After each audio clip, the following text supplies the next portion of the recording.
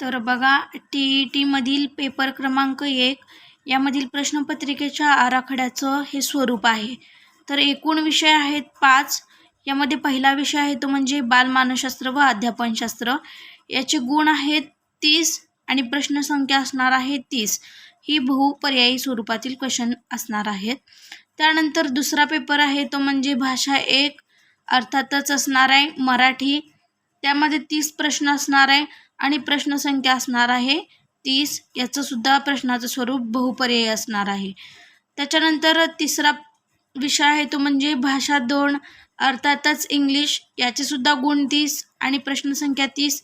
बहुपर्यायी प्रश्न असणार आहेत. चौथा विषय आहे गणित.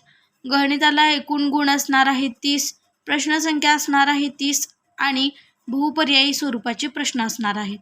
पाचवा विषय आहे तो म्हणजे परिसर अभ्यास. याचे गुण 30 असणार आहेत, प्रश्नसंख्या सुद्धा 30 असणार आहे आणि बहुपर्यायी स्वरूपाचे प्रश्न असणार आहेत. तर एकूण गुणांची बेरीज केली तर 150 येते आणि एकूण प्रश्नसंख्या ही 150 येते. तर 150 गुणांसाठी 150 प्रश्न येणार आहेत आणि या पेपरचा कालावधी तुमचा 2 तास 30 मिनिटाचा असणार आहे.